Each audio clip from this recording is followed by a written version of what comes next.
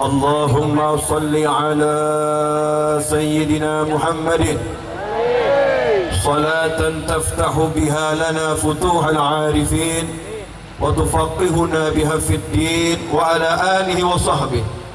اللهم صل على سيدنا محمد غناء فقري وحياة روحي والسرور قلبي ونجاتي في الدنيا والآخرة. اللهم صل على سيدنا محمد وعلى آل سيدنا محمد كما صليت على سيدنا إبراهيم وعلى آل سيدنا إبراهيم وبارك على سيدنا محمد وعلى آل سيدنا محمد كما باركت على سيدنا إبراهيم وعلى آل سيدنا إبراهيم في العالمين إنك حميد مجيد. Assalamualaikum warahmatullahi wabarakatuh. Pertama-tama mari masing-masing bersihkan hatinya dulu, bersihkan niatnya. Jangan berbangga-bangga dengan dirinya, jangan berbangga-bangga dengan golongannya, jangan berbangga-bangga dengan jumlahnya, jangan muncul ujub. Ini kalau lihat gini kemudian ada ujub dikit saja hancur pahalanya. Merasa punya sesuatu dikit saja hancur pahalanya. Yang di atas panggung maupun yang di bawah semua sama, nggak ada yang beda. Semua adalah hambanya Allah Subhanahu wa ta'ala. Jangan sampai yang di atas panggung merasa lebih mulia daripada yang di bawah, dan yang di bawah merasa lebih mulia daripada yang di atas. Semuanya adalah sama di mata Allah Subhanahu wa ta'ala. Yang membedakan cuma satu, niyatikum, niat kalian semua. Siapa yang niatnya baik, maka dia akan mendapatkan limpahan kebaikan. Semakin baik, semakin bagus, semakin besar niatnya, maka dia akan mendapatkan semakin banyak kebaikan dari Allah Subhanahu wa ta'ala. Karena itu Rasul mengingatkan, innamal a'malu binniyat, sesungguhnya amal itu tergantung daripada niatnya. Dan ingatlah, pemimpin dunia dan pemimpin akhirat adalah baginda Muhammad sallallahu alaihi wasallam. Karena itu jangan jadikan siapapun sebagai pemimpin, tapi jadikanlah pemimpin kita adalah baginda Muhammad sallallahu alaihi wasallam. Imam kita adalah Rasulullah, panutan kita adalah Rasulullah, suri teladan kita adalah Rasulullah, pemberi syafaat kita, juru selamat kita, Syafiul A'zam adalah Nabiuna Muhammad sallallahu alaihi wasallam. Yang kita harapkan, yang kita dambakan, yang kita cintai, yang kita panuti hanya satu, yaitu Nabi Muhammad sallallahu alaihi wasallam. Karena itu kita jangan bersandar kepada kebesaran selain kebesaran baginda Muhammad sallallahu alaihi wasallam. Jangan berbangga dengan kedekatan, kecuali bangga dengan kedekatan kepada Nabi Muhammad sallallahu alaihi wasallam. Jangan bangga dengan pujian, kecuali kalau pujian itu datangnya dari baginda Muhammad sallallahu alaihi wasallam. Bersihkan hati Anda, bersihkan hati saya, bersihkan hati kita, bersihkan hati semuanya. Ayo kembali, hatinya lihat Allah, jangan noleh kepada siapapun. Hatinya lihat Allah, jangan noleh kepada siapapun. Hatinya lihat Allah, jangan noleh kepada siapapun. Anda dilihat oleh Allah, dipandang oleh Allah, bukan dipandang oleh manusia. Jangan cari pandangan manusia, jangan cari pujian manusia, jangan cari sanjungan dari manusia. Karena siapapun manusianya, sanjungannya tidak akan berarti, sanjungannya tidak akan bermanfaat kalau tidak diridhai oleh Allah Subhanahu wa ta'ala. Ayo bersihkan hati. Ini ceramah saya pertama kali di RJ dulu ya begitu. Iya, jangan sombong, jangan sok, dan jangan merasa hebat, dan jangan bersandar kepada manusia siapapun dia. Jangan bersandar kepada manusia, kecuali manusia-manusia yang dicintai Allah Subhanahu wa ta'ala. Al-anbiya wal mursalin, al-awliya was salihun, itulah sandaran kita. Kita bersandar kepada manusia-manusia yang seperti itu. Hidup di dunia ini cuma sementara dan cepatnya luar biasa.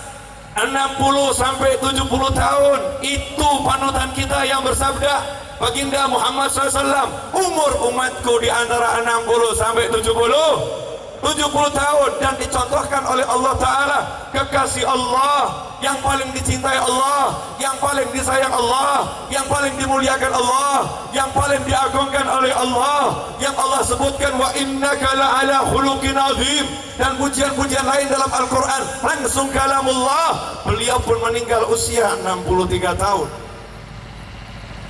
Sebentar, dunia ini sebentar. Terus kita mau minta tolong sama siapa? Kita akan pindah nih dari dunia menuju akhirat, dari atas bumi menuju dalam bumi, menuju perut bumi. Mau bersandar pada jabatan itu cuma sementara, lebih pendek sekali dari umur kita. Umur mungkin 60-70, tapi kalau jabatan sebentarnya luar biasa. Mau bersandar kepada pangkat kita, pada ilmu kita, pada kekayaan kita, apapun yang diberikan manusia sifatnya sementara dan mudah berganti-ganti. Mungkin hari ini dicintai, besok dibenci. Mungkin hari ini dibenci, besok dicintai. Mungkin hari ini diangkat, besok bisa dicopot. Itu udah biasa dalam kehidupan. Hari ini kaya, besok miskin. Hari ini bahagia, besok sengsara. Hari ini sehat, naudzubillah min dzalik, besok jadi sakit luar biasa. Ini dunia. Makanya dunia ini gak enak. Sebentar kita akan dipindahkan sama Allah dari dunia. Karena sayangnya Allah kepada kita, gak boleh lama-lama di dunia. Dunia ini gak enak hambaku. Dunia ini tempat kotor hambaku, gak usah lama-lama di sini. Berbekal segera kembali kepadaku. Irji'i ila rabbiki radiyatan mardiyah. Pulang kepada Tuhan kamu, kepada yang menjaga kamu, kepada yang melihara kamu, radiyatan mardiyah, yang senang pulangnya, yang ikhlas, yang ridha. Jangan pergi meninggalkan dunia dengan berat hati, gak mau pergi dari dunia. Ini gambaran orang-orang yang dipilih Allah, para aulia wassalihin. Dirinya sama sekali tidak ngebut-ngebut di dunia. Pangkatnya hilang gak jadi masalah, jabatannya hilang gak jadi masalah, hartanya hilang gak jadi masalah, kekayaannya hilang gak jadi masalah, teman-temannya hilang gak jadi masalah.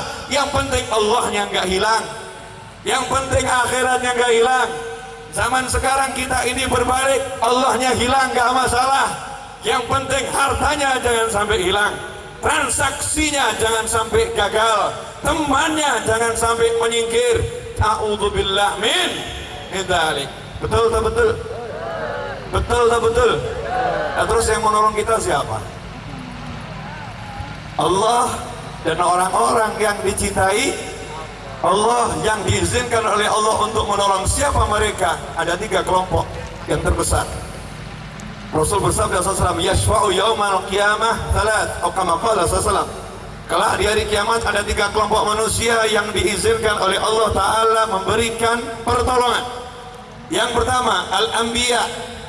Yang pertama al-anbiya, dan Nabi yang paling hebat syafaatnya, yang paling hebat pertolongannya, alhamdulillah, Nabi kita Muhammad SAW. Nabi yang paling top syafaatnya adalah baginda Muhammad sallallahu alaihi wasallam. Itu yang pertama. Yang kedua, tsummal ulama. Ulama ini nanti bisa ngasih pertolongan. Nah, ini dikit kita bahas nih. Ulama. Yang namanya ulama itu bukan pakai peci atau pakai kopiah atau pakai songkok. Ya, pakai celana panjang atau pakai sarung. Bukan itu ulama. Ulama itu bukan yang pandai ngasih fatwa. Yang pandai ngasih fatwa belum tentu ulama. Yang pandai menjawab belum tentu ulama. Kita lihat justru ulama-ulama besar seperti Imam Syafi'i rahimahullah, ditanya 70 soal, beliau menjawab cuma 1-2, yang lain jawabannya saya nggak tahu, saya nggak tahu, saya nggak tahu, saya nggak tahu. Imam Syafi'i ini rahimahullah ditanya 70 soal, yang lain nggak tahu, yang tahu dijawab, yang nggak tahu nggak dijawab. Dari 70 yang dijawab tahu, kalau nggak salah 1 atau 2. Yang lain mengatakan nggak tahu. Bukan nggak tahu, tapi hati-hati luar biasa itu ulama. Lantas siapa ulama? Al ulama warathatul anbiya. Para ulama itu yang bisa mewarisi Nabi, yang bisa mewarisi Nabi, yang akan dapat warisannya Nabi Muhammad SAW. Nggak sembarangan nih. Warisannya Nabi dia dapat. Nabi nggak mewariskan harta, nggak mewariskan apa-apa. Yang diwariskan maqam, darajah, derajat nubuwah ini diwariskan ke ulama. Dan derajat nubuwah itu al-ilm, adalah ilmu. Ilmu inilah yang diwariskan oleh Nabi kepada para ulama. Lantas siapa yang dimaksud oleh para ulama? Jangan nanya kepada saya, tanya kepada Allah Ta'ala. Allah telah mendefinisikan siapa itu ulama. Innama yakhshallaha min ibadihil ulama. Di antara hamba-hamba Allah, di antara hamba-hamba Allah yang betul-betul bisa takut kepada Allah, itulah ulama. Jadi ulama itu bukan sekedar punya ilmu, bukan sekedar pandai berbicara. Banyak ulama yang nggak bisa bicara, tetapi di sisi Allah dia namanya alim, namanya golongan ulama. Tapi banyak orang-orang yang pandai berbicara, naudzubillah min dzalik, di sisi Allah bukan dari kelompok para ulama. Ulama itu adalah yang takut kepada Allah, bukan takut kepada manusia. Yang takut kepada Allah, bukan takut pada ancaman siapapun. La yakhafu laumata laim. Ulama itu cirinya tidak takut dicaci, tidak takut dibenci, gak jadi masalah dimusuhin. Itu ulama. Meskipun ulama tidak akan cari musuh, ulama tidak akan cari orang yang membenci, ulama tidak akan cari orang yang tidak menyukai. Tetapi sudah menjadi sunnatullah, siapa yang menyampaikan kebenaran, siapa yang menyampaikan yang hak, pasti musuhnya banyak. Jangankan manusia biasa seperti kita, manusia yang paling sempurna yang udah dijuluki oleh masyarakatnya. Coba lihat julukan Nabi Muhammad SAW.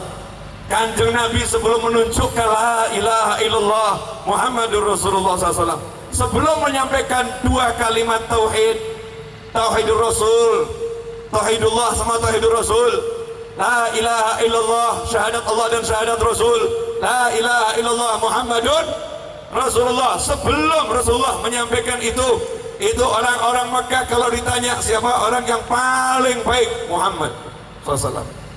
Siapa orang yang paling jujur, Muhammad SAW. Siapa orang yang paling bisa dipercaya, Muhammad Sallallahu Alaihi Wasallam. Siapa orang yang paling hebat, Muhammad Sallallahu Alaihi Wasallam. Tapi begitu Rasulullah menyampaikan sembahlah Allah, tidak ada Tuhan kecuali Allah, aku ini adalah utusan Allah. Maka ditanya itu orang Mekah, siapa orang yang paling pendusta? Muhammad.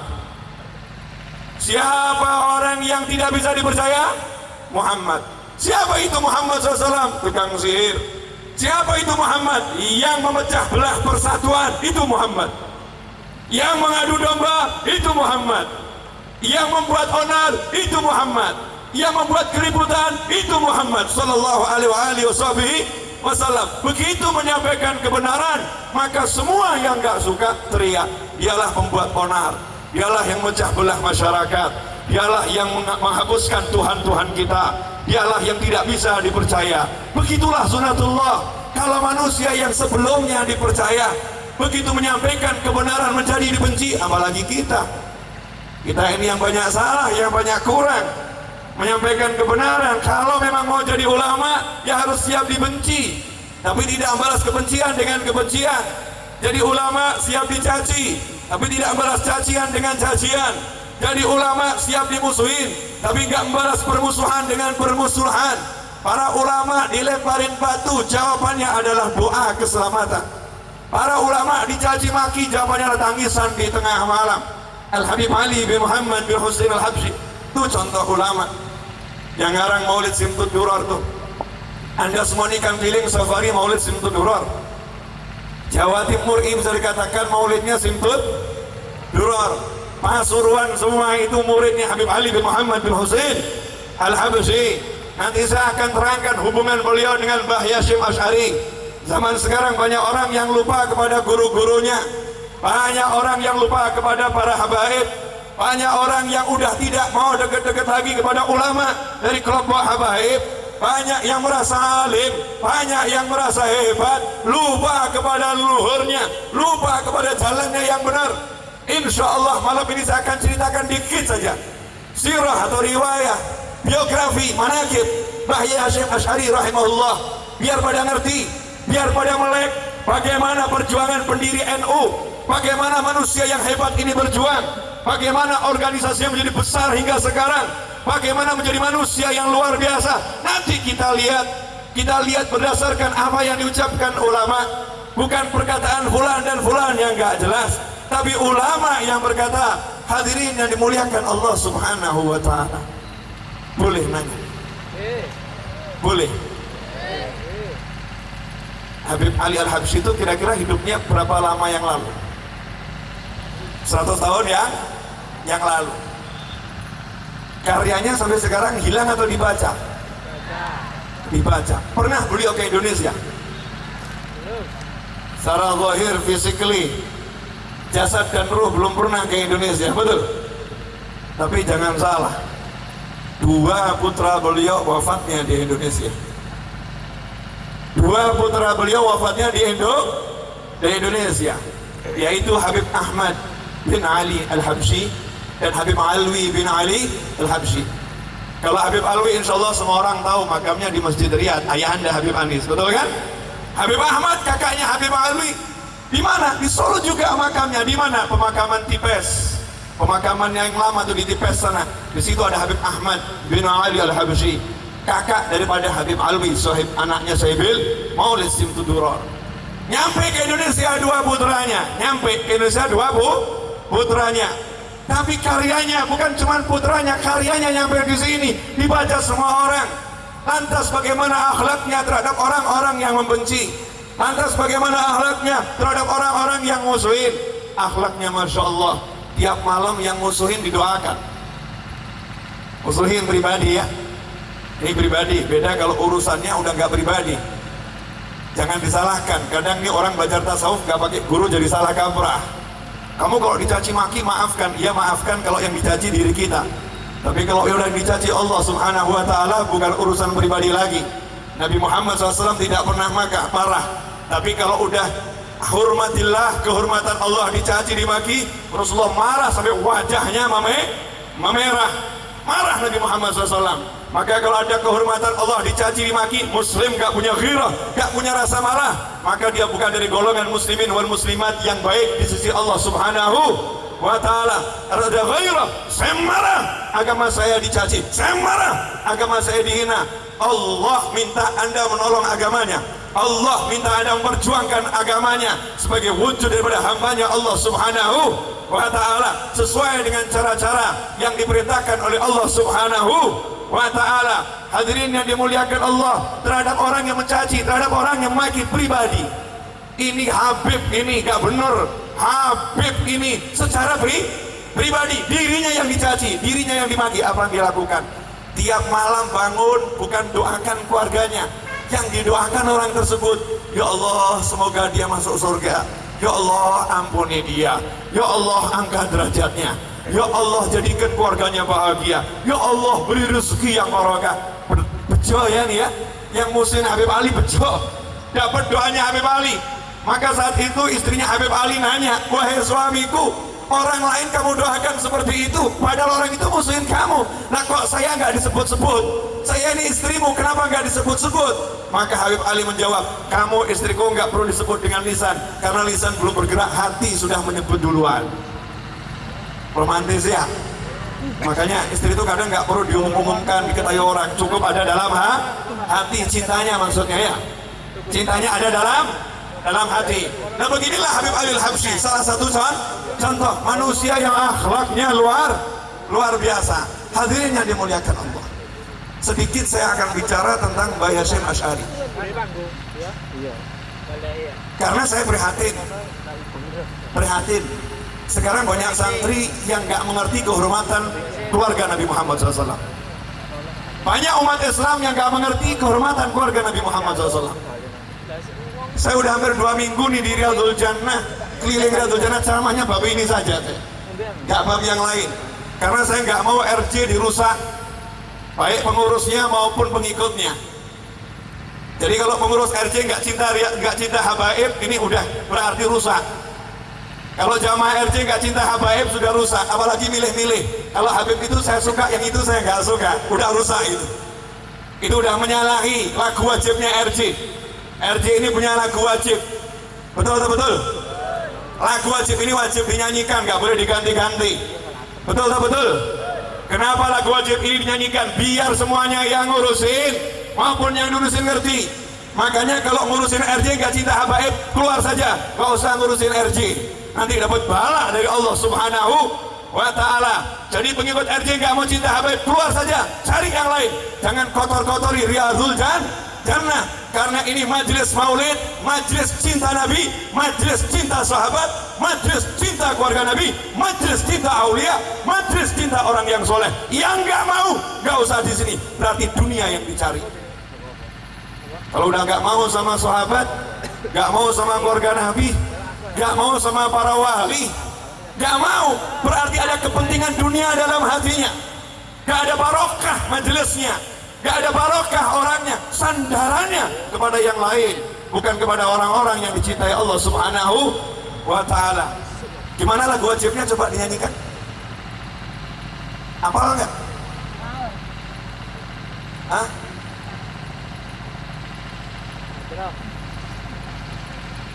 Lagu wajibnya RJ? Lu masa musiknya nggak tahu? Gak usah pakai rebana.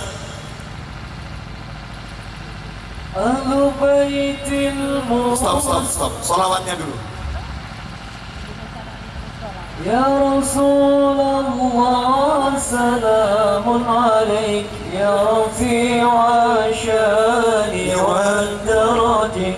Ya Rasulullah, salamun alaik, ya rafi'a syani wal darajih. عطفة يا جيرة العالم يا أهيل الجود والكرم. Semuanya. Ya Rasulullah. Semua. Yang di panggung, yang di bawah, jangan ada lidah yang gak sholawat. Ya Rasulullah. Ya Rafi'a syani wad daraji atfataya jiratan alami ya uwailal judi wal karami. Ahlu baitil Mustafa tuhri hum amanul ardi faddakiri. Ahlu baitil Mustafa tuhri hum amanul ardi faddakiri. شبهوا بالأنجم الزهري مثل ما قد جاء في سنن. يا رسول الله سلام عليك يا رفيع الشان والدرج. يا رسول الله سلام عليك يا رفيع الشان والدرج عطفة يا جيرة العلم يا أهيل الجود والكرم.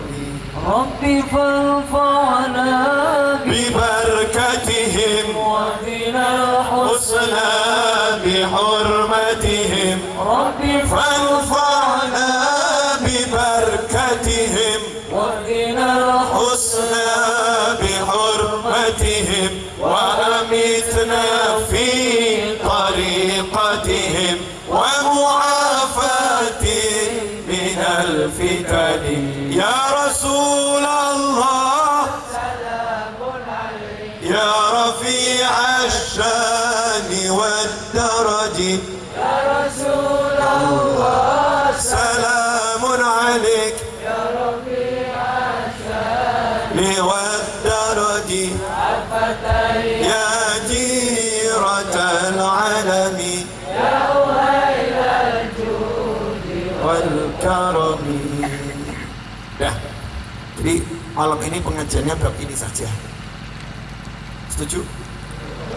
Oh, dinyanyikan terus, nanti kalau nggak tahu maksudnya kan ya mana. Ini Gus Rohim tuh nggak sembarangan, Allah yarhamun, bapaknya beliau. Semoga anaknya bisa jadi lebih dari bapaknya, dan tidak sedikit pun langkahnya geser dari langkahnya bapaknya. Bapaknya pecinta habaib, mudah-mudahan anaknya lebih cinta sama habaib, dan mudah-mudahan sebagai bapaknya nggak milih-milih Habib. Habib yang suka ya dicintai, Habib yang kurang suka ya dicintai. Mudah-mudahan anaknya juga seperti itu. Gak bisa-bisakan nih Habib ini, Habib itu, pokoknya semua Habib cucu Nabi. Semua Habib cucu Nabi. Urusannya nanti sama Nabi sendiri. Kita berbuat baik pada siapapun, orang biasa ya. Orang biasa kita kasih salam, assalamualaikum, dia jawabnya begitu ya. Jangan khawatir, Allah yang jawab. Allah yang jawab, malaikat yang jawab. Dapatnya justru lah lebih. Nanti kalau jenengan nyopo Habib, kok Habibnya nggak perhatian, jangan khawatir, kakeknya Habib itu pasti perhatian. Kakeknya Habib itu pasti akan lihat jenengan. Makanya muamalah sama habaib, jangan lihat Habibnya, lihat siapa?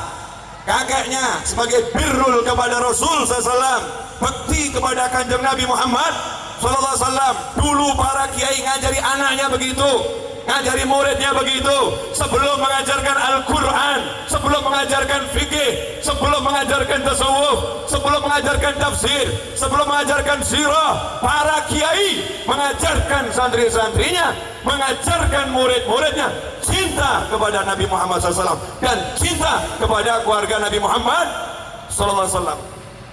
Nih bangsa ini, bangsa yang saya cintai ini, bangsa yang kakek-kakek saya itu jadi nyawanya melayang di negeri demi kemerdekaan. Berapa banyak darah habaib tercecerkan demi merdekanya Indonesia. Baca itu sejarah. Berapa banyak habaib yang mati demi NKRI. Para habaib adalah para pejuang. Mereka adalah para pahlawan. Mereka orang-orang yang mulia. Mereka orang-orang yang gak takut apapun. Mereka orang-orang yang gak butuh apapun. Jangan lupakan jasa mereka. Ingatkan nih sama lagu Ahlu Baitul Mustafa Tuhri hum amanul ardi faddakiri. Dah ingatkan tiap maulid di RC, gak inget-inget. Hey, katanya lagu bukan saya. Para umat Islam dimanapun mereka berada, kalian siapapun ingat Ahlul Baitil Mustafa Tuhri, keluarganya Nabi Muhammad SAW, Rasul yang terpilih. Keluarga beliau orang-orang yang suci, keluarga beliau orang-orang yang mulia. Hum amanul ardi faddakiri. Mereka adalah yang menyebabkan bumi ini menjadi aman. Bumi ini menjadi aman kalau mereka itu ada di bumi ini. Karena wujudnya mereka, adanya mereka, bumi ini aman. Mestinya udah gempa 20 skala Richter di kampung itu, kok ada Habib gak jadi itu. Betul. Mestinya udah porak-poranda di kampung itu, kok ada Habib gak jadi itu. Ada bempernya, dikurangin sama Allah tekanannya, suhunya dikurangin. Demo 4 November, jutaan umat Islam di Jakarta semua takut, tapi yang mimpin seorang Habib, selamat itu demonya, luar biasa. Coba kalau yang mimpin yang lain, udah hancur tuh negeri. Yang mimpin habaib, yang mimpin para kiai pencinta para habaib, maka yang berdemo diajak sholawatan indah. Saya nggak asal ngomong karena saya hadir di situ. Saya ikut mendengarkan. Saya lihat, masya Allah, semua bersolawat. Tola'al badru alaina, ya Nabi salam alaika. Indahnya luar biasa. Kenapa? Karena di situ ada Habib. Di situ ada kiai yang mencintai para habaib. Di situ ada para santri yang mencintai para habaib. Di situ ada anggota TNI yang mencintai habaib. Di situ ada polisi yang mencintai habaib. Banyak pecinta habaib berkumpul jadi satu. Aman nih negeri. Makanya kalau bangsa ini mau aman, kampung kita mau aman, kota kita mau aman, jangan jauhi habaib. Jangan musuhin anak cucu Nabi. Jangan jauh-jauh dari keluarga Rasulullah SAW. Begitu juga Rasulullah dijauhkan, disingkirkan, dimusuhin. Tunggu saja saatnya akan tiba. Bukan manusia yang bekerja, tapi langit yang bekerja. Mau tatanan seperti apapun, kita kerja sehebat apapun, kita usaha sehebat apapun, kita nggak menghargai Habib, nggak menghargai ulama, nggak menghargai kiai. Tunggu saatnya ini. 3 kelompok manusia, al-anbiya beserta keturunannya, al-ulama beserta keturunannya, baru thumma syuhada. 3 kelompok ini yang bisa memberikan syafaat, yang bisa nolong. Jadi kalau udah Habibnya nggak dihargain, nanti jangan punya kiai-kiainya nggak dihargain. Tunggu saja, bangsa ini akan gonjang-ganjing, bangsa ini akan buruk, bangsa ini akan rusak. Kenapa? Masyarakatnya nggak hormat kepada orang-orang yang dicintai Allah Subhanahu wa ta'ala. Alhamdulillah itu belum terjadi, dan semoga tidak pernah terjadi. Semoga nggak pernah. Makanya saya salut sama Panglima TNI.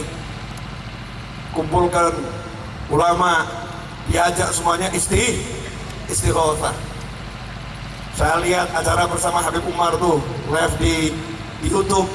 Tuh Panglima TNI duduknya aja hormat, pakai peci putih, kemudian cium tangan Habib Umar. Masya Allah, Panglima cium tangannya Habib. Gak lihat pangkatnya. Ini guru saya, ini murid cium tangan. Beliau mengatakan sendiri, saya cuma kopi paste. Hadir di sebuah acara, teman saya banyak. Hadir sebuah acara duduk di belakang. Panglima TNI ini duduk di belakang, gak ke depan, gak maju ke depan. Sahabat Panglima TNI enggak, duduk di belakang. Tahu tempatnya penuh, duduk di belakang. Gak ada orang yang ngerti kalau di situ ada Panglima TNI. Untungnya ada satu jamaah yang lihat. Ini ada satu murid santri yang lihat, tuh itu Pak Gatot nih, Panglima kita ini. Maka diajak langsung ke depan. Bapak bukan di tempatnya Pak, Bapak di depan ini. Bapak harus ke depan. Masya Allah, dekat dengan para ulama. Kalau sudah orang itu mau dekat ulama, siapapun orangnya, mau pengusaha, mau pejabat, maupun penjahat. Ya, mau pengusaha, pejabat, maupun penjahat, mau dekat ulama, selamat. Mau bukti? Mau bukti? Halo. Ini kalimat gak enak ya. Yang terakhir, penjahat mau dekat ulama, selamat. Mau bukti? Mau bukti nggak? Nanti dulu. Itu bagian akhir. Kalau dikeluarkan sekarang habis bahan ceramahnya. Itu bagian akhir. Coba kita lihat nih. Dari dulu orang diajarin cinta sama habaib. Itu pelajaran wajib. Jadi kalau sekarang ada ustadz, ada ulama ngajarin Anda nggak cinta sama Habib, udah tinggalkan, ganti ustadz yang lain. Banyak ustadz. Agak bodoh nggak apa-apa. Bodoh tapi cinta Habib tuh pinter. Pinter nggak cinta Habib berarti bodoh. Gampang kok. Kalau nggak enak yang ngomong Habib gak enak kok. Maksud Habib ngomong begini. Nah karena yang lain nggak mau ngomong, yang lain nggak mau jelasin, ini wajib dijelaskan. Hubbul ansar minal iman. Cinta sahabat Ansar itu bagian daripada iman.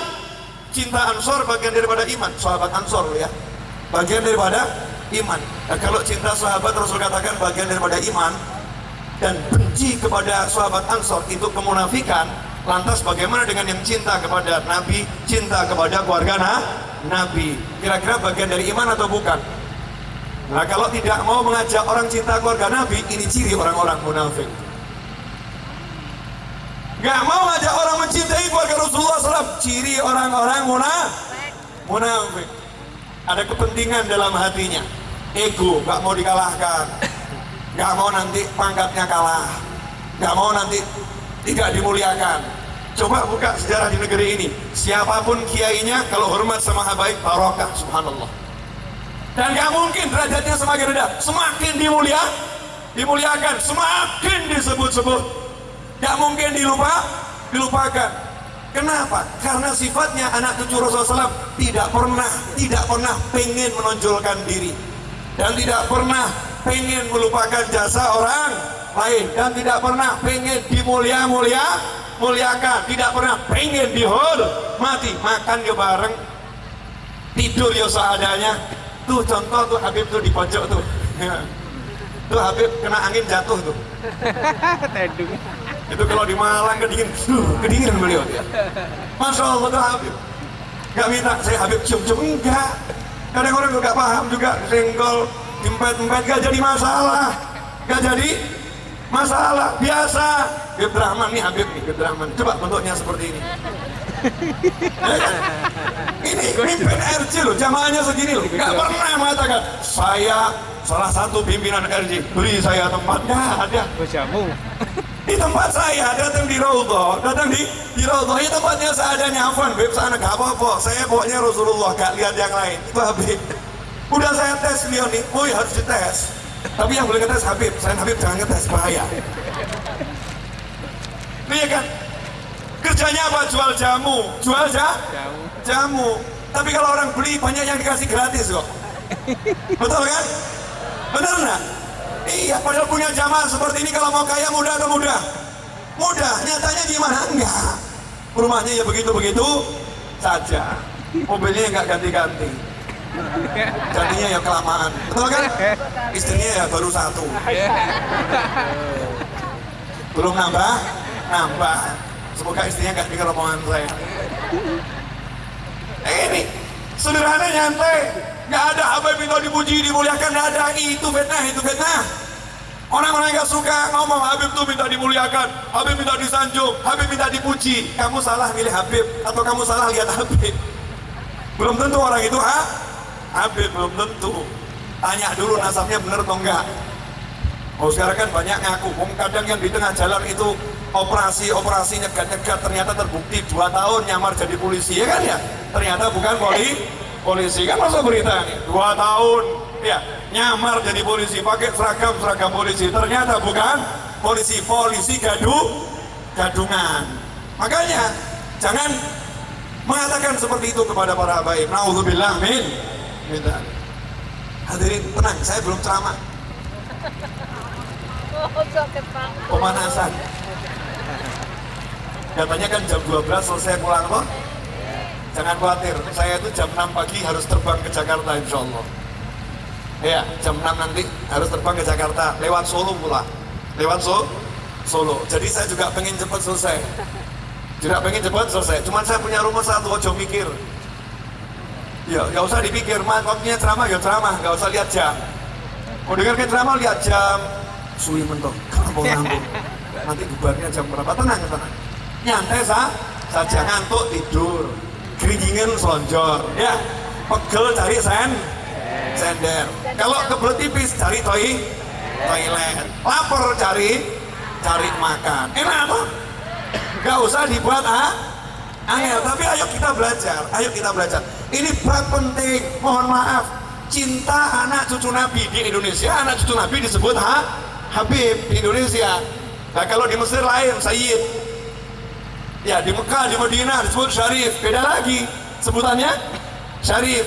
Makanya nanti kalau kita baca kitab-kitab kuno itu cari sebutan Habib gak ketemu.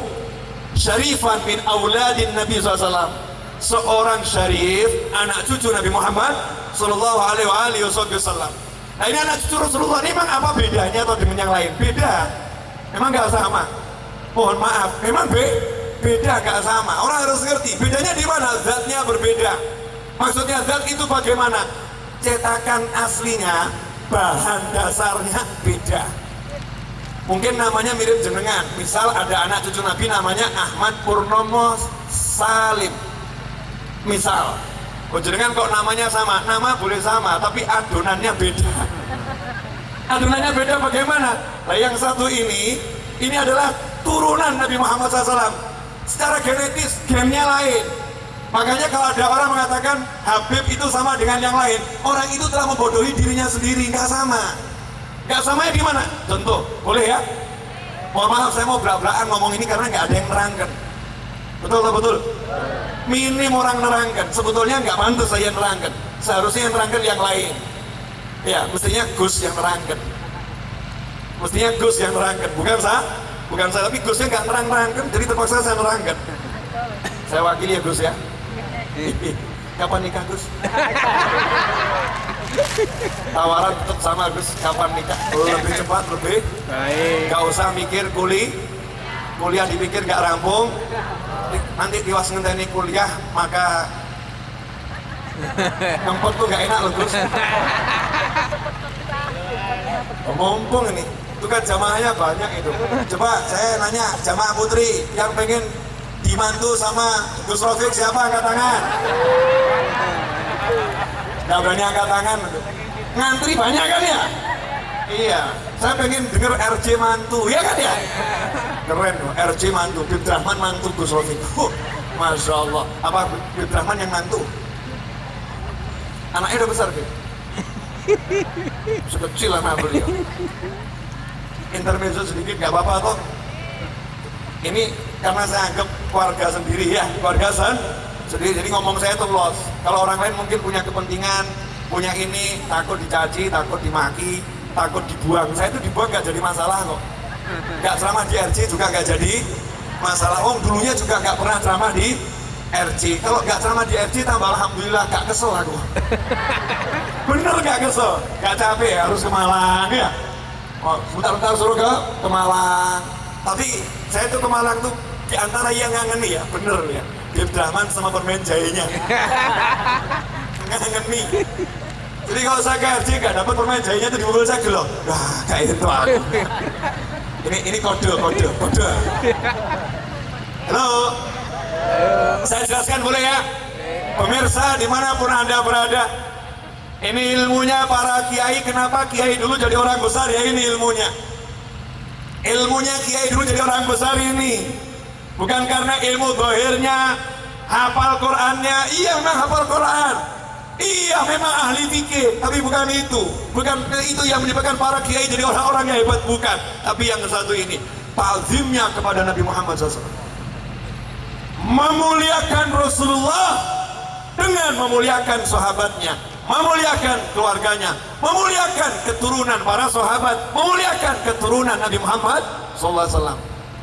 Ada yang ngomong, kan sama-sama manusia, yang penting kan takwanya. Inna akramakum indallahi atqakum. Yang paling mulia di antara kalian itu di sisi Allah yang paling bertakwa. Betul, itu Al-Quran nggak mungkin salah. Tapi ayat ini bukan untuk nilai orang lain, jangan salah. Sering orang baca ayat ini kemudian buat nilai orang lain. Bib, yang penting takwa Bib. Awakmu be awak aku, takwa aku yang mulia. Ayat ini bukan untuk menilai orang lain.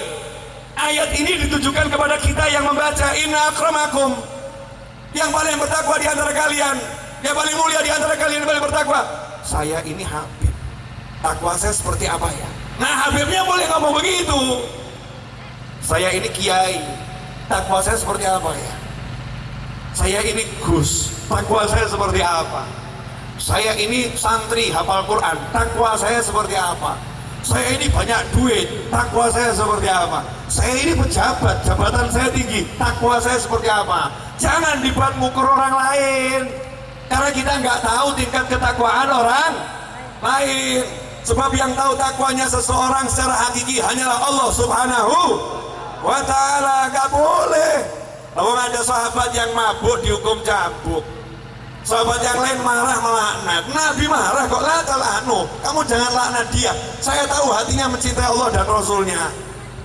Saya tahu hatinya mencintai Allah dan Rasulnya. Kita nggak ngerti tingkat ketakwaan seorang, yang tahu hanya Allah. Tapi kalau diri kita sendiri kan kita bisa ngukur. Oh iya, sholatku kok ijek kayak ngono.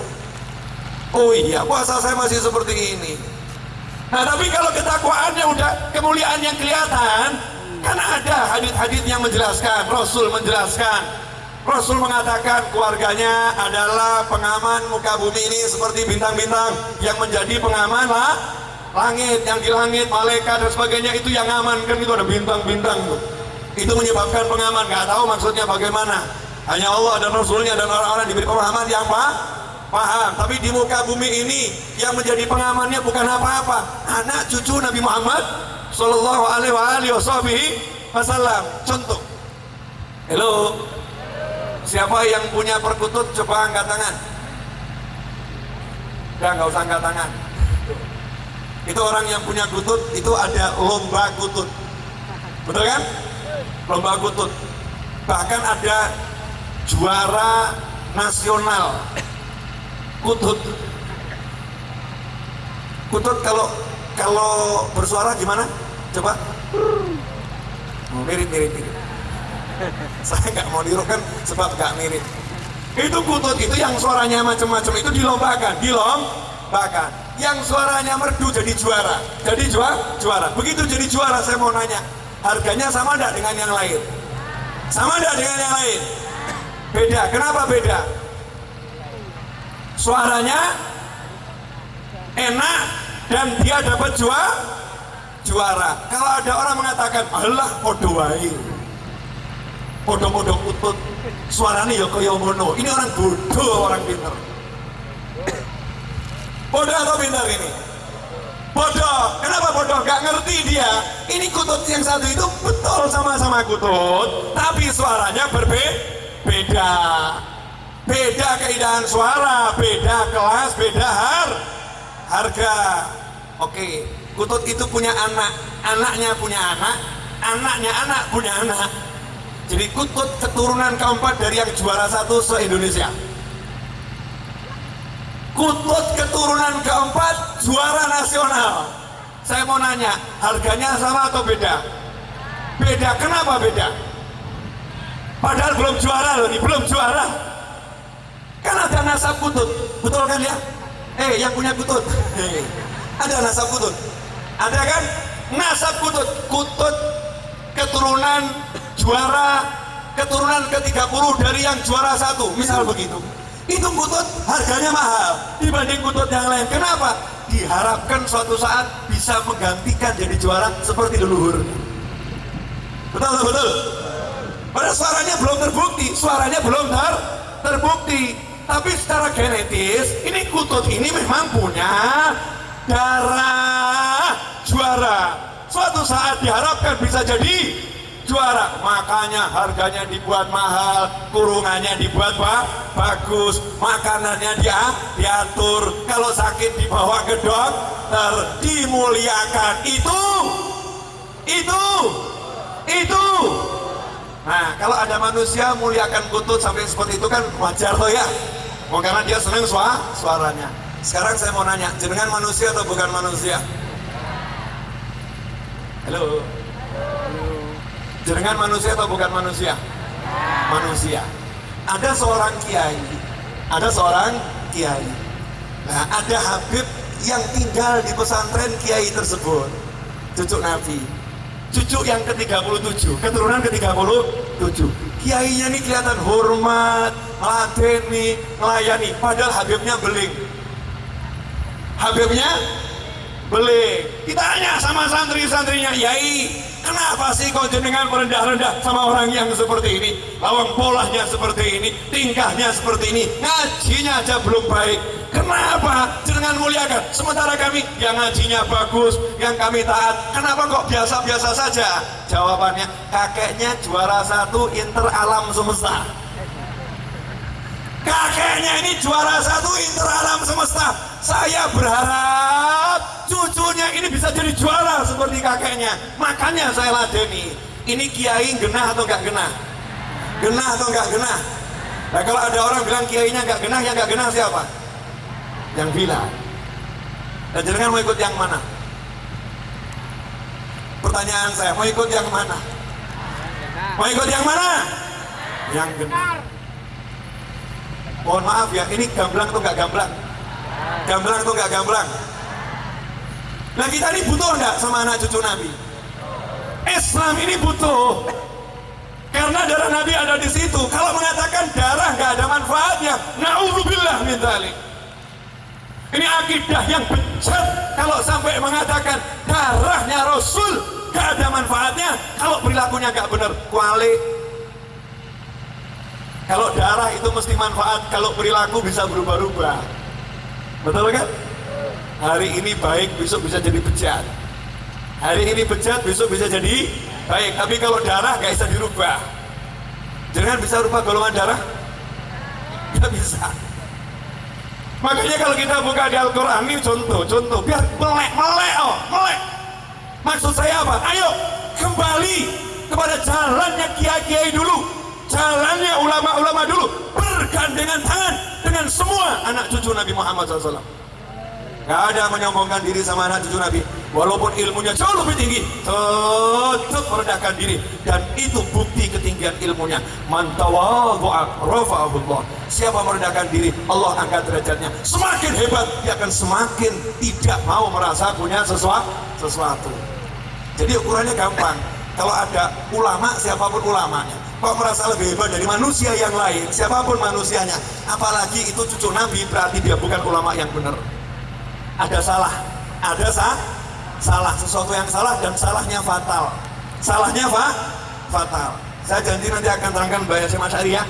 Ingatkan saya ya. Saya udah bawa laptop saya itu, biar saya nggak salah kutip. Karena ini di lingkungan pesantren Lirboyo. Saya berapa kali ceramah di sini dan saya punya hubungan dengan santri-santrinya.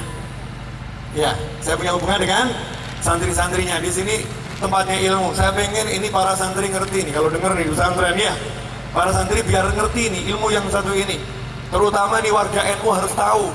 Warga NU harus tahu, pengurus NU harus ngerti sejarahnya guru besarnya Mbah Hasyim Asy'ari rahimahullah bagaimana, harus ngerti dengan benar-benar ngerti, bukan cuma tahu loh. Kalau tahu itu banyak, ngerti itu ya niru, itu namanya ngerti. Ngerti itu nih niru. Kalau cuma tahu, oh saya tahu. Kalau ngerti itu udah masuk, udah makan, udah duduk ya. Anda pernah ke warung itu? Oh saya tahu. Belum. Oh ngerti itu rasanya begini, enak. Oh itu yang layani orangnya fulan. Ini ngerti bener. Ini ngerti Pak? Benar. Hadirin yang dimuliakan Allah Ta'ala, coba lihat di Al-Quran. Semuanya saya sampaikan udah pernah saya sampaikan, tapi saya pengen semuanya merenung. Di Al-Quran Allah kirim Nabi Musa dan Nabi Khadir alaihi wassalam. Musa wa Khadir alaihi wassalam, dua Nabi Allah. Ya, ada sebagian ulama mengatakan Khadir bukan Nabi.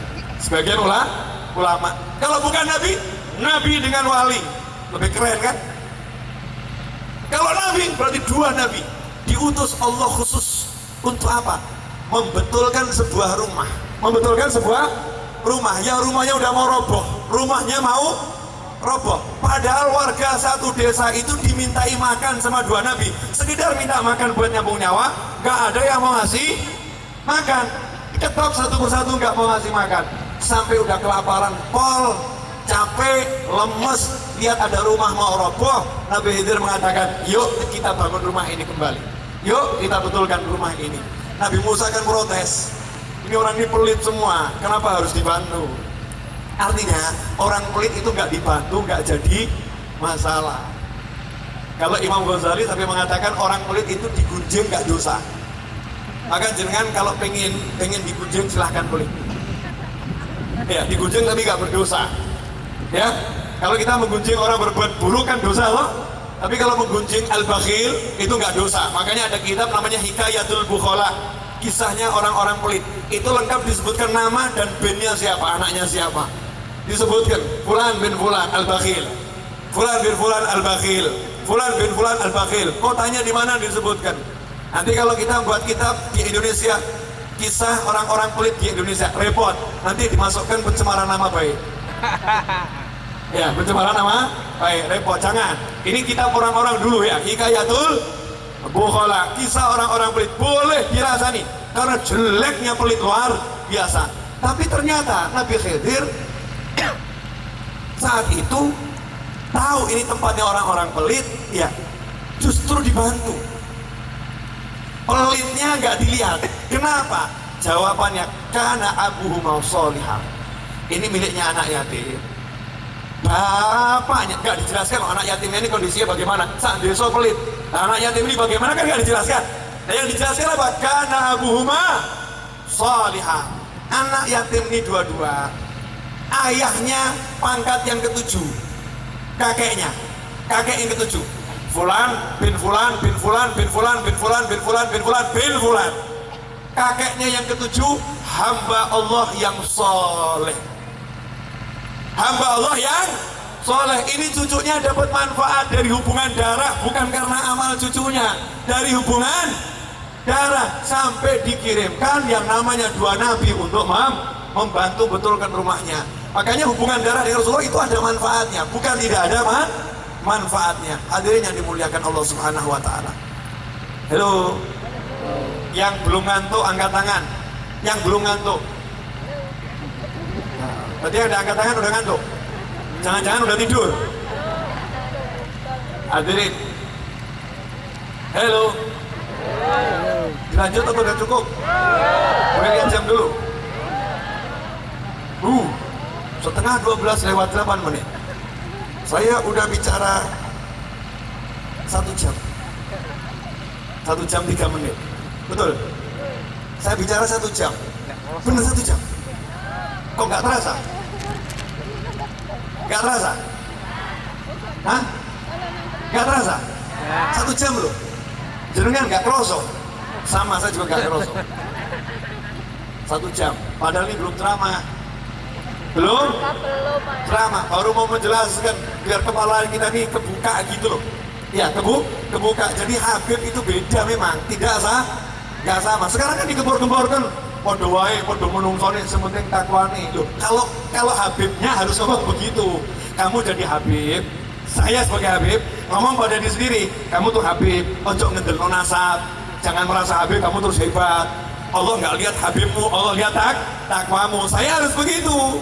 Tapi nggak boleh orang lain seperti itu, dimarah sama Allah Ta'ala. Nah, kamu kok ukur orang lain? Ukuran dirimu sendiri. Tugas kamu kalau ada orang yang mulia, muliakan. Ada orang muliakan. Hadirin yang dimuliakan Allah Subhanahu wa Ta'ala. Ini kalau saya nggak bahas bahasa Asy'ari nanti lewat. Tapi ini penting, ya, penting. Jadi kalau jenengan pengen selamat, tiru ulama terdahulu. Kalau zaman sekarang ini ulama udah macam-macam. Ya kan, ulama udah macam-macam. Ada ikut golongan ini, ada ikut golongan ini, ada ikut golongan itu. Saya nggak mau nuduh siapapun. Tapi ulama itu macam-macam. Dan jangan ikut saja pokoknya yang cinta Nabi, cinta sahabat Nabi, cinta keluarga Nabi. Cinta Nabi nggak cinta sahabat tinggal no. Siapapun ulama nggak usah dibenci, nggak usah dimusuhin. Ngapain buang-buang energi musuhin orang lain, gitu kan ya? Oh dia nggak cinta sama sahabat, ya udah saya nggak cocok, selesai, minggir aja. Silakan minggir. Cinta Nabi, cinta sahabat Nabi, nggak mau sama keluarga Nabi, nggak mau sama Habib tinggal no. Ojo dimusuhi, udah, saya nggak cocok itu. Ya dia nggak cinta sama keluarga Nabi, ngapain saya ikut dia? Sama ikut yang cinta Nabi, cinta sahabat Nabi, cinta keluarga Nabi. Coba lihat bagaimana Imam Syafi'i rahimahullah. Itu pernah ada sebuah riwayat, nanti saya akan carikan riwayatnya. Sekarang saya sampaikan dulu berdasar apa yang saya dengar ya. Pernah ada satu orang di zaman Nabi itu baca Tabbat Yada Abi Lahab. Yang dibaca surat itu terus diulang-ulang. Ya, yang dibaca satu diulang-ulang. Maka salah satu keluarga Nabi SAW melapor kepada Rasulullah. Lapor kepada Rasulullah. Ini kok yang dibaca Tabbat Yada terus. Abu Lahab kan tempatnya di neraka ya. Dan ini wahyunya Allah Ta'ala. Ini wahyunya Allah. Maka Rasul naik mimbar. Ceramah ya. Di antaranya apa, nggak ada ayat, nggak ada surat yang lain. Apa nggak ada surat yang lain? Kok yang diulang-ulangi surat itu toh terus. Artinya walaupun Abu Lahab itu tempatnya di neraka, ojo kok elek itu. Jangan senang, paman Nabi di neraka, senang. Ina untuk bilang medali. Saya ketemu seorang kiai, masya Allah, kiainya gak terkenal, biasa, melarat, miskin.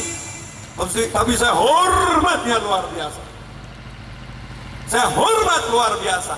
Masya Allah, kiai ini kena stroke. Akhirnya sembuh, bisa jalan, bisa gerak. Cuman susah ngomong.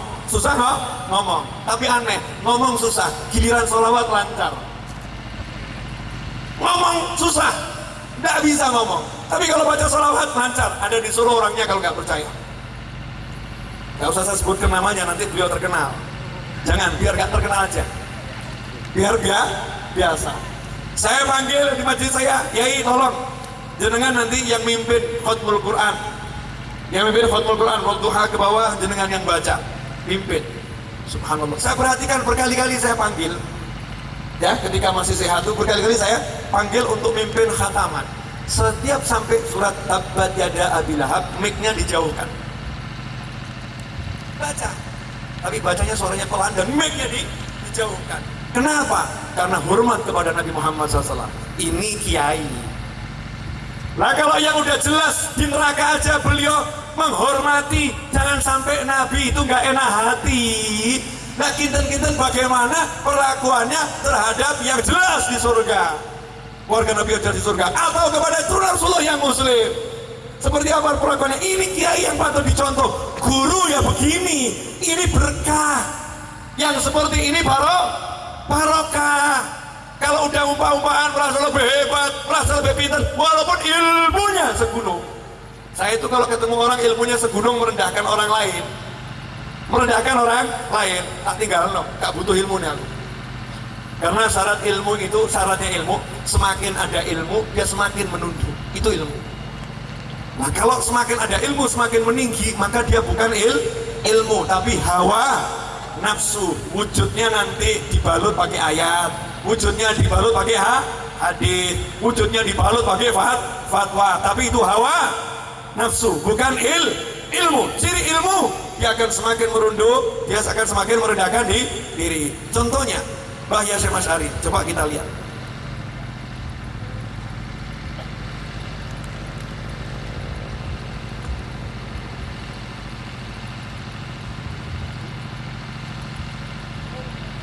Ini saya ambilkan dari kitab Tasniful Asma.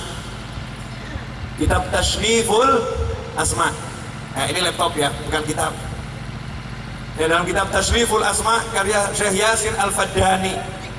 Syekh Yasin Al-Faddani, Syekh Yasin orang Padang. Tapi guru besar nih di tanah Arab, guru besar di Mesir.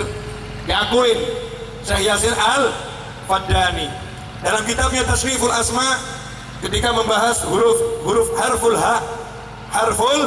ha, ulama-ulama yang namanya diawali dengan huruf ha, di halaman 704 jilid 2 halaman 704 dituliskan Hasyim Asy'ari Al-Jumbani.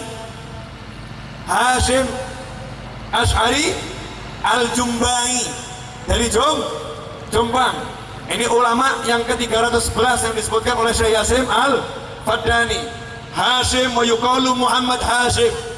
Namanya Hasyim, terkadang dipanggil Muhammad Hasyim Asy'ari Al-Allamah Ad-Da'i ilallah Al-Mujahid. Al-Allamah, orang yang sangat berilmu, Ad-Da'i, dan dakwah kemana-mana, Al-Mujahid. Ini yang harus digarisbawahi. Mbah Hasyim Asy'ari itu pahlawan. Beliau adalah seorang mujahid yang berjihad melawan orang-orang kafir yang dahulu menguasai negeri ini. Betul? Nah itu Mbah Hasyim Asy'ari. Makanya kita orang NU ini ya harus berjuang betul-betul. Harus berjuang betul meniru Mbah Hasyim Asy'ari. Apa itu? Al-Allamah, satu alim, yang kedua dai, suka dakwah, yang ketiga mujahid, berjuang dengan sungguh-sungguh untuk menghapuskan segala bentuk hal-hal yang tidak diridhoi oleh Allah Ta'ala dari negeri yang kita cintai ini. Dari negeri yang kita cintai ini. Syekhul Ulama Indonesia. Syekhul Ulama Indonesia. Beliau adalah gurunya para ulama Indonesia. Al-Jumbani, yang tinggal di kota Jombang. Wulida bi qaryah min qura Jumban di Jawa Syarqiyah ke Indonesia. Tahun 1282 lahir 1282 di salah satu desa di sekitar Jombang yang letaknya di Jawa Timur. Karena waliduhu minal mustaghilina bil ilm. Ayahnya termasuk orang yang sibuk dengan ilmu. Ayahnya termasuk orang yang sibuk dengan ilmu. Ansha'a ma'hadan ilmiyan fi Jawa Syarqiyah. Ayahnya mendirikan pesantren ilmu, tempat untuk mencari ilmu di Jawa Timur. Akhadul mutarjamul Qur'an al-Karim wal fiqha wan nahwa was sarf an Syekh Khalil bin Abdul Latif Al-Bankalani.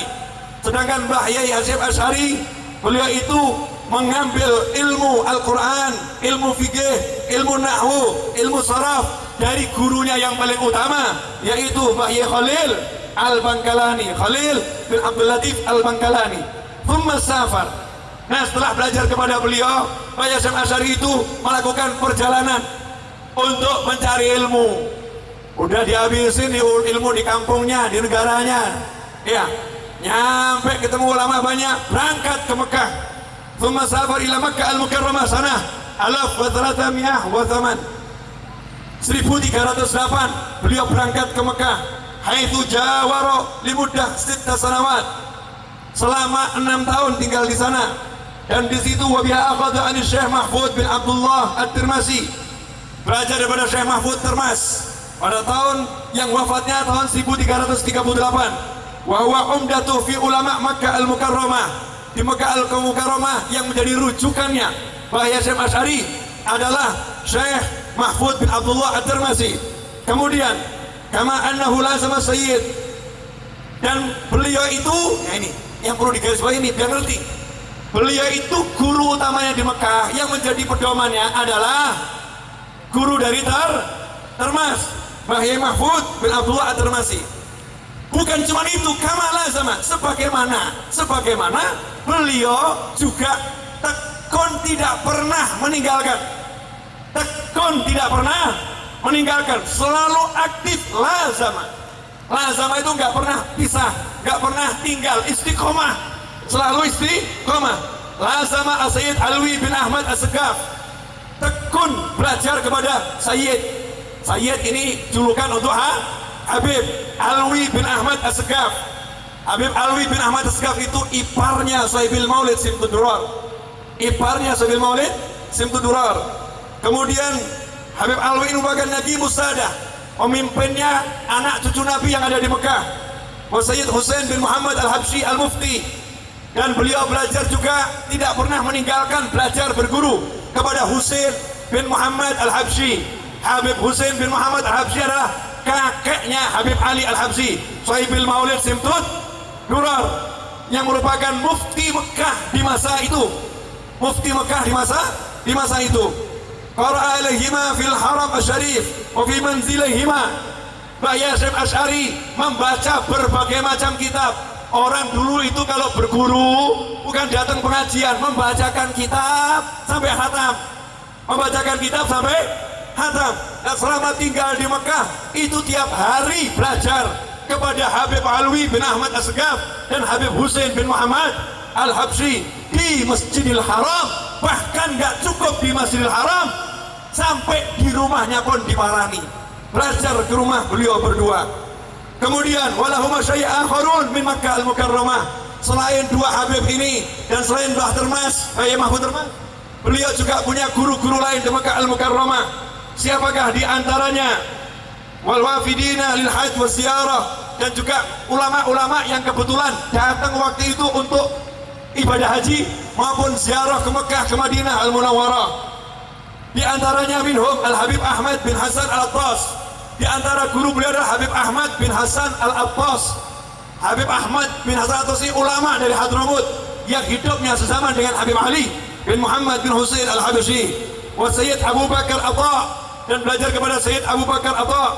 Wa Syekh Saleh Bafadal, dan belajar juga kepada Syekh Saleh Bafadal. Wa Syekh Rahmatullah bin Khalil Al-Hindi, dan belajar juga kepada Syekh Rahmatullah bin Khalil Al-Hindi, sahib Idharul Haq, pengarang kitab Idharul Haq. Wa Syekh Muhammad Abid bin Husain Al-Maliki Al-Mufti wa ghairihim, dan ulama-ulama yang lain. Kalau saya bacakan terus sampai jam 1 nanti. Paham maksud saya enggak?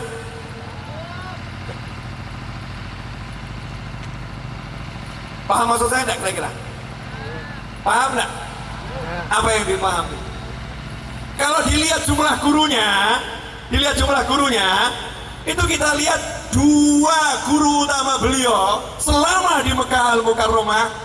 Dua guru utama beliau adalah tokoh habaib di masa itu di Mekah Al-Mukarramah, yaitu Habib Alwi bin Ahmad As-Segaf dan Habib Husain bin Muhammad Al-Habsyi. Buktinya saya akan ceritakan nih biar orang ngerti bagaimana orang dulu menghargai habaib, bagaimana orang dulu menjalin hubungan dengan para habaib, bagaimana kiai hubungannya dengan para habaib, biar ngerti.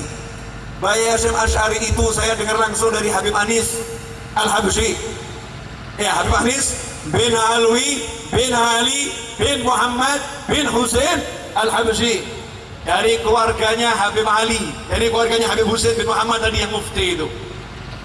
Habib Anis mengatakan, dulu waktu saya masih kecil, saya masih kecil, Mbah Yai Hasyim Asy'ari itu dari Jombang berangkat ke Solo nemui ayah saya. Naik dokar. Bayangkan Jombang Solo naik dokar itu kira-kira bagaimana? Jenengan mau? Mau RJ aja dari Malang ke Solo naik motor udah capek kok. Naik motor capek, ini naik dokar. Dari Jombang ke Solo naik dokar. Apa yang dilakukan? Nggak ngomong apa-apa, cuman cari Habib Alwi, ayahnya Habib Anis. Cari ayahnya Habib Anis untuk ngomong apa? Bib, saya ini muridnya Pak D jenengan. Saya ini muridnya Pak D jenengan. Karena cintanya sama gurunya, ponaannya ada di Solo, dari Jombang diparani. Dari Jombang diparani dan merendahkan diri. Beb, saya ini ponaannya. Ini ilmunya luar biasa nih. Mbah Hasyim Asy'ari ilmunya luar biasa. Beliau rendahkan diri. Beb, saya ini muridnya Pak D jenengan. Memperkenalkan diri dan membanggakan gurunya. Nggak dihilang-hilang no. Itu yang menyebabkan barokah. Lah tergantung jenengan sekarang. Pengen berkah atau nggak pengen berkah? Kalau pengen berkah ilmunya, berkah hartanya, berkah rumahnya, berkah pangkatnya, berkah kedudukannya, jangan jauh-jauh dari keluarga Nabi Muhammad SAW. Jangan jauh-jauh. Bentuknya seperti apapun, jangan dijauhin. Ya tapi kalau nggak benar jangan diikutin. Tapi jangan dicaci, dirangkul, dinasihatin. Kita dakwah sama orang kan begitu. Orang nggak benar nggak boleh dicaci, nggak boleh dimaki, dideketin, dinasehatin. Saudara muslim harus begitu kan? Nggak boleh saudara muslim dicaci dan dihina. Aibnya harus ditutup. Kan begitu sikapnya. Apalagi kalau itu cucu Nabi Muhammad Sallallahu Alaihi Wasallam. Terakhir jam 12 kurang 10. Betul? Kurang 5. Terakhir. Tadi kan saya bilang, baik pejabat maupun penjahat maupun kita-kita yang biasa-biasa, jangan jauh-jauh dari orang soleh. Penjahat kalau dekat orang soleh nanti selamat, betul kan? Penjahat dekat orang soleh nanti selamat. Saya mau nanya, siapa di antara kita yang bukan penjahat, angkat tangan? Oh, definisi penjahat itu kan punya kejahatan loh. Ayo, kejahatan mata punya enggak? Kejahatan mata kita punya enggak? Kejahatan lidah punya enggak? Kejahatan tangan, mungkin ada yang punya kejahatan tangan, banyak macam-macam kan kejahatan tangan, kejahatan kaki, kejahatan perut, kejahatan mulut. Banyak kejahatan ini. Kita suka lihat orang lain mencuri, kejahatannya cuma satu, ngambil harta orang. Iya, kita mungkin lihat orang lain punya kejahatan fulan, tapi kalau kita ini kejahatannya sangat banyak. Orang jahat kalau mau dekat sama orang soleh, kita niat buruk, mau dekat sama orang soleh, insya Allah selamat. Al-Kisah disebutkan, ada sebuah kisah penutup ini, biar nanti pulang jadi semangat kumpul orang soleh ya. Dan nggak usah ngadain apa-apa, kumpul orang soleh. Nanti terkait demo tanggal 2 Desember saya akan ngomong sesuatu, dengarkan dengan baik ya, insya Allah. Jadi begini, ada satu orang soleh lewat padang pasir di Bani Israel. Orang soleh tadi karena nggak bawa bekal airnya habis, kehausan terkapar, udah hampir mati. Penjahat nomor 1 Bani Israel lewat, gembong preman Bani Israel, preman nasional ini, bukan preman kampung, preman Bani Israel, preman nasional lewat. Kok dilihat, ono Iyai geletak. Ini orang soleh yang terkenal di Bani Israel kok geletak mau mati. Dilihat kok tidak ada air. Nah ini gembong preman ini bawa air. Mikir dia, ini air kalau tak kasihkan Iyainya hidup, insya Allah hidup selamat. Tapi saya mati karena saya tahu nih di sana nggak ada sumber air lagi. Di sana nggak ada sumber air lagi, seperti pom bensin loh, nggak ada pom bensin lagi. Ngerti bener. Jadi kalau saya kasihkan pasti mati. Tapi kata gembong preman ini, kalau dia yang mati, rugi orang yang tinggal di muka bumi. Kalau dia ini mati, orang soleh ini mati, yang di muka bumi rugi. Kalau saya yang mati banyak yang senang. Kalau saya mati banyak yang senang. Ya udahlah, biar dia hidup, saya mati nggak jadi masalah. Dipercikkan, sadar, dikasih minum, minum. Terus sisanya dibawakan. Monggo Yai buat bekal perjalanan. Nah kamu nggak usah pikirin saya, nggak jadi masalah. Berangkat ini. Di tengah jalan kehausan, kehabisan air, mati. Mati. Jangan jenengan terus nulung orang soleh, beb kok hasilnya gak ketoan. Ini hasilnya belum ketoan di dunia kan, hasilnya mati ya. Hasilnya mati. Akhirnya dikatakan oleh Rasulullah SAW di hari kiamat. Ini di hadis dia di hari kiamat. Saat orang antri ke surga dan antri ke neraka. Ini gembong preman diseret malaikat ke neraka. Diseret malaikat ke neraka. Dalam waktu yang sama Allah perlihatkan orang soleh ini diantarkan malaikat ke surga. Bedanya di situ. Kalau orang jahat diseret ke neraka, orang baik diantarkan ke surga. Nah, waktu lihat sama Allah dibuat bisa lihat, itu orang soleh yang dulu saya tolong, maka dia, orang soleh, tolong saya. Orang solehnya dengar, ada orang manggil, maka langsung berhenti dan bisa merintah malaikat. Malaikat berhenti dulu, jangan bawa dia ke neraka, berhenti dulu. Ya kok panggil saya, ada apa? Keren kan orang soleh bisa merintah malaikat. Coba jenengan merintah malaikat. Malaikat mandek ya, ojo gon rokok nanti dulu. Ini orang soleh. Berhenti malaikat, jangan bawa ke neraka, jangan bawa ke neraka. Ditanya, kamu siapa? Lu bapak lupa sama saya? Iya saya gak ingat, tolong diingatkan. Dulu jenengan udah mau mati. Saya yang ngasih minum air di tengah badan saya, ingat, oh iya ingat, tolong saya sekarang. Ini gak ditulungi, saya merokok nih, jika rokok please help me. Tulungi saya. Orang saya tadi, iya sebentar, malaikat tunggu dulu, sujud. Orang soleh ini sujud, minta sama Allah, doa, ya Allah, dia pernah menyelamatkan saya ya Allah, saya hidup berkat pertolongan dia, tolong ampuni dia ya Allah. Maka apa jawabannya? Allah Ta'ala gandeng dia, ajak masuk surga, tempatkan dimanapun yang kamu suka. Penjahat mau mukul orang soleh. Nah kalau penjahat kumpul orang soleh berkahnya seperti ini. Nah kira-kira kalau kita ini insya Allah kan gak jahat-jahat banget tuh ya. Kita mau kumpul orang soleh kan ya insya Allah bekal keselamatan akan banyak insya Allah ya. Nah terakhir tanggal 2 Desember tolong jangan takut. Ya saya minta semua pejabat negara siapapun jangan menjadikan tanggal 2 Desember mau itu bulan maulid. Itu bulan maulid, bulan yang indah, itu bulan kelahiran Nabi Muhammad SAW. Maka kita sebut 2 Rabiul Awal. 2 Rabiul Awal itu bulan yang indah, bulan kelahirannya Rasulullah. Saatnya kita bersenang. Maka jangan punya pikiran yang buruk. Nanti kalau mikir yang buruk-buruk terjadi yang buruk.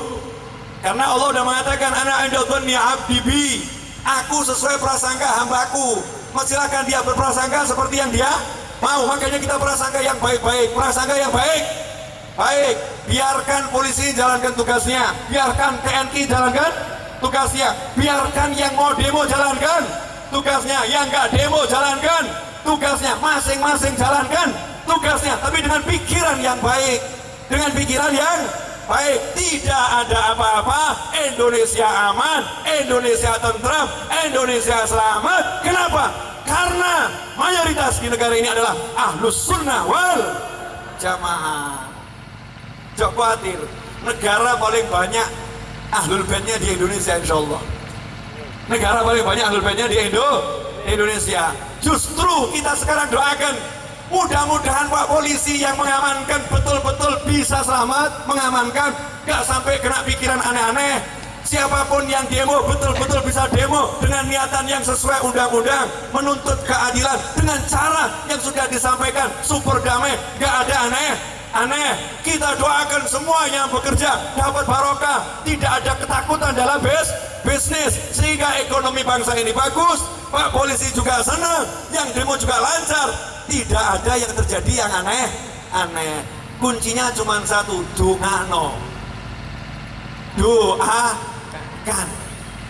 doakan itu, biar nanti tanggal 2 Rabiul Awal di Indonesia ini nggak terjadi kecuali yang baik, kecuali yang baik. Justru tambahan doa untuk seluruh bangsa. Sekarang ini alhamdulillah loh, saya belum pernah lihat Indonesia digerakkan berdoa seperti bulan ini.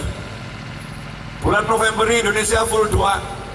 Saya salut dengan Panglima TNI, betul-betul salut saya. Beliau bisa sebagai Panglima nggak merintahkan macam-macam, seluruh jajarannya diperintahkan istighosah, ya kan? Istighosah di bagian sini, istighosah di sana. Karena tahu kuncinya adalah minta pertolongan kepada Allah Subhanahu wa Ta'ala. Jadi jangan mikir aneh, paham? Setuju? Jangan mikir aneh. Beb, yang mau demo bagaimana? Hak warga negara, biarin. Jangan dipikirin aneh. Yang nggak mau demo ya nggak apa-apa. Jangan salahkan. Nah, yang disalahkan yang nggak Jumatan, itu yang salah. Yang salah yang tidak Jumatan, nggak ada udzur, nggak ada apa-apa, nggak mau Jumatan, keliaran di jalan. Nah itu dosanya luar biasa. Kalau orang masih mau Jumatan, bagus. Ya Jumatan bagus, zikir bagus, doa bagus. Nanti kalau ada begini, urusannya polisi biar mengatur dengan caranya polisi. Saya yakin polisi punya pegangan sendiri, jadi nggak usah salahkan. TNI saya yakin punya pegangan sendiri yang bagus, nggak usah salahkan. Masyarakat nggak usah heboh, nggak usah bingung. Kesian nih masyarakat, pada heboh, pada bingung, ada yang was-was, ada yang takut, ada yang meratap dan lain sebagainya. Naudzubillah, amin. Jangan sampai hari itu dikotori dengan pikiran apa-apa. Itu Jumat pertama bulan Maulid, ada Jumat yang mulianya luar biasa. Hei umat Islam, sadarlah, itu bulan Maulid, bulan yang mulia. Jangan dikotori dengan pikiran apapun. Dan ingat, terakhir ya, mohon maaf, yang mengamankan polisinya muslim atau bukan muslim? Mayoritas muslim. TNI yang mengamankan muslim atau bukan muslim? Muslim. Yang demo muslim atau bukan muslim? Muslim. Jenengan muslim atau bukan muslim? Ya udah, jangan sampai sama muslim kok ceker-cekeran. Naudzubillah, amin. Dan itu yang diinginkan oleh orang-orang yang tidak suka. Maka saya berharap semuanya bisa rukun, bisa ayem, bisa tentrem, bisa bergandengan tangan. Itu doa saya itu. Setuju? Nah, terakhir, jangan lupa buat teman-teman RJ yang kebetulan dekat Solo pas main, Jumat 16 Desember, 16 Rabiul Awal, malam 17 Rabiul Awal, itu adalah